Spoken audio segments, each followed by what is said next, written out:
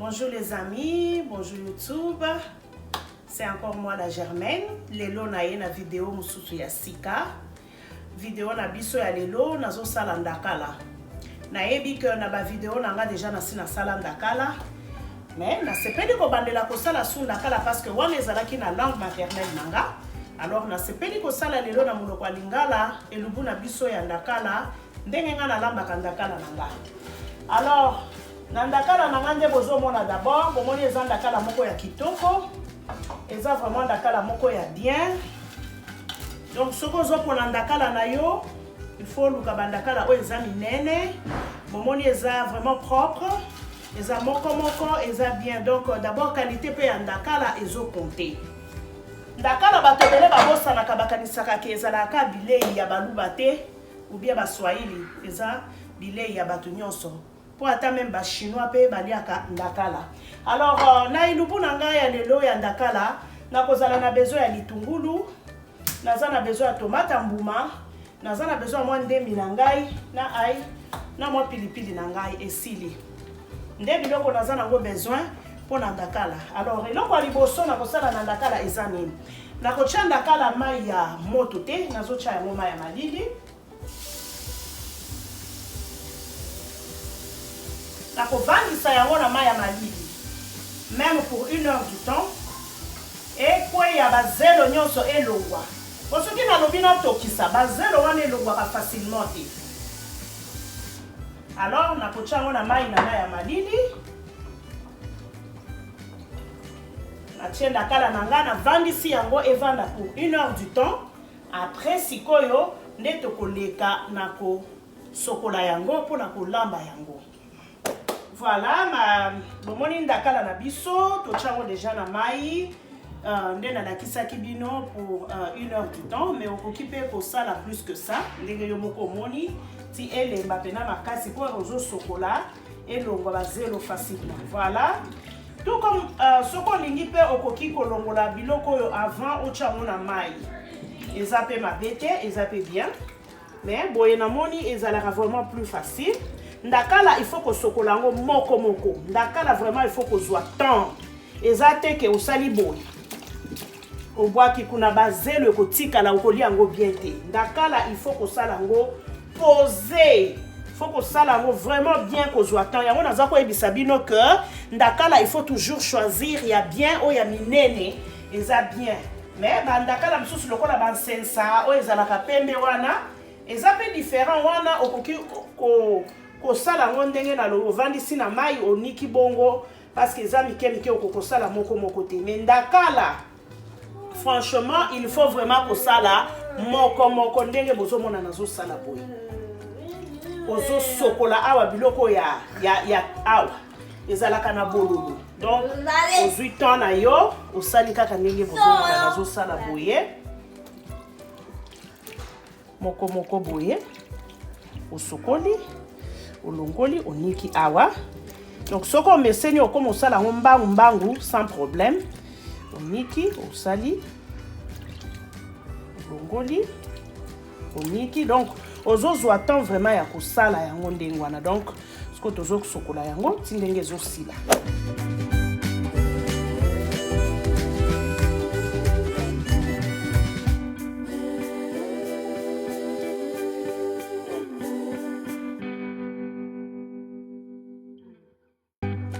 Voilà. Ndakala na biso na sisi na kolongola yango mitu et puis kosokola yango première fois. De bozomona esili. Alors nazone kana kotia yango mai ya moto. Ndakala vraiment to kosokola yango plusieurs fois. Nazotia yango mai ya moto pona nini parce que et soit ka air moko na gorge, il faut quand même que sokola ko tiango pe na kamwa ma ya moto mais koto kisate. Alors nde bozomona na tiango na mwa mai ya moto. Sikoyo nazo sokola yango lisusu. En tout cas, il faut que sokola ndakala plusieurs fois pour ezalaka penda na ba zelo ebele. Alors nazo tiango na mai ya moto.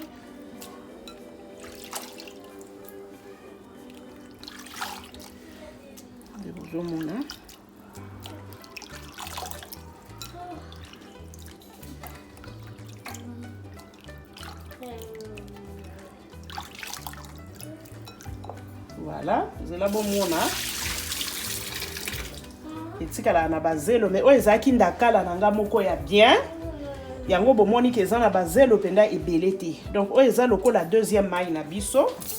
Mais de toutes les façons, il faut to sokola lisusu.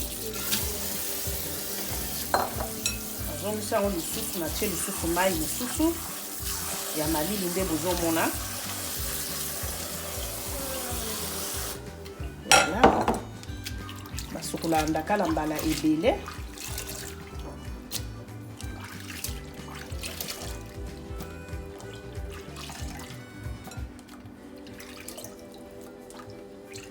Totala lisusu mai oyo. Oyo bozomona ya noir oyo ezaka bazelo. Donc tozo sokola ngo lisusu.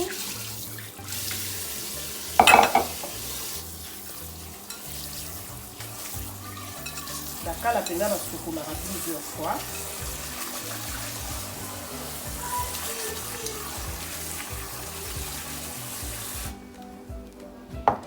Komoni mai pe bandi ko changer couleur. Bon mon ezaki ebele ekondi ekomi muke parce que tolongoli yango mitu nde bomoni yango ekokonda boye. Faut kolongola toujours mitu wana ezaka na bazelo ebele. Nalinga kolia yango te bato musu balinga na bango kolia yango. Voilà. Osiko tozo sokola sikoyo deuxième fois, comme vous pouvez voir. Et dernière fois, pardon. La souka.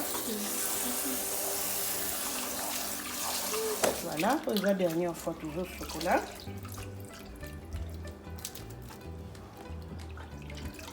Il faut vraiment tout carosser maï parce que toujours les canapés lamba yango sikoyo. Voilà. Alors, nazocha yango mwa mungwa.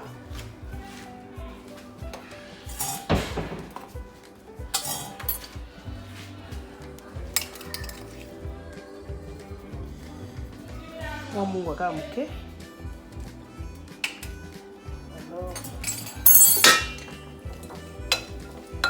Voilà. Nazoke lesko na kocha yango na moto. Voilà, nazoke lesko na kocha yango na moto. Acha yango na nzungu nanga. Kaka na mwa mai nango wana. Ya mungwa wana nde na chelaki. Tozo banana no kokalinga yango. Et kaukana mai oyo très bien. Ndesko to yoko leka na kocha mafuta. Voilà, bomoni bino moko mai ekauki. Siko nde tozo leka na kocha sikoyo mungwa mafuta na biso pona kokalinga ngo.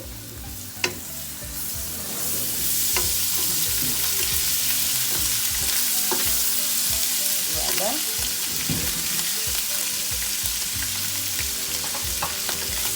Tozo na kokalinga yango ndambu avant to leka na kocha tomate na biso na matungulu.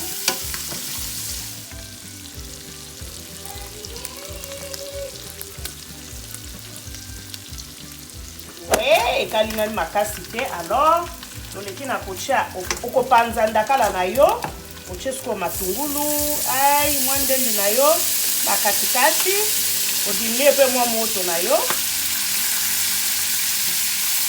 après oche tomate na mwa pilipili nanga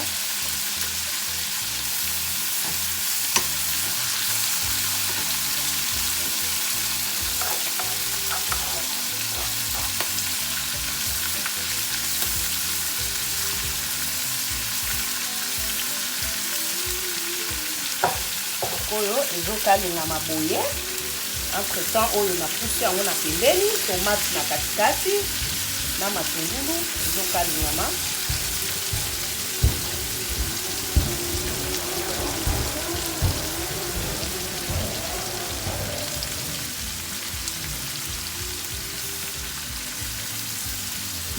voilà monde ezokalingama tomate entre temps ndakala na biso eza pembeni. Alors on a utilisé eloko bomo na chaki kama mungwa wana nazo salela épice oyo ezalaka très bien botala yango bosomba yango eza pona ba shrimp ba crabe no ba poisson quoi eza na kamwa pilipili ata soso pe osalela yango nazotia moke mpona kaka mwa goût. Alors natie yango. Voilà, namoni ke tomate nanga elengi. Na bandi sikoyo kosangisa na ndakala nanga. Voilà. Voilà, en tout cas épice wana ebimisi ntunga moko ya bien. Madini tout moto nanga. Voilà. Na mélanger yango. Très bien.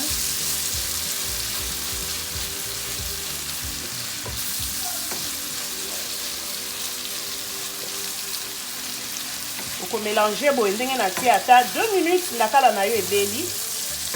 Ezana soko lingi okobakisa mwa mai moko ya muke, soko lingi kotika boye yo kaka ndenge olingi.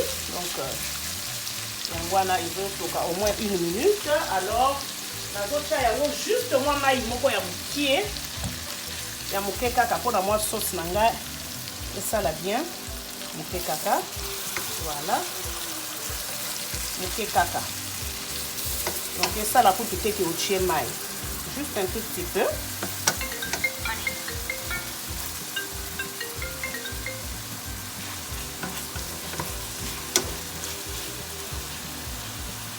Alors nous avons fini carrément 1 minute wana pour sauce wana et ça là vraiment succulent et ça là vraiment goût bien.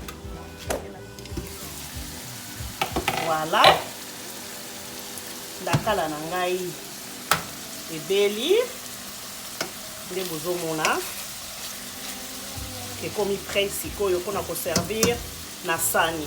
Alors vraiment bolanda vraiment procédure oyo kaka ndena la kisibino na yebi que déjà na sina lamba ndakala mususu déjà mbala sima. Alors on a préféré na sala mususu. Donc vraiment na sepeli bolanda bosala toujours ndenga nazo sala, vous ne serez pas déçus. Vraiment n'oubliez pas de liker, d'aimer et de me laisser un commentaire. Je vous aime beaucoup, c'est la Germaine. Ciao.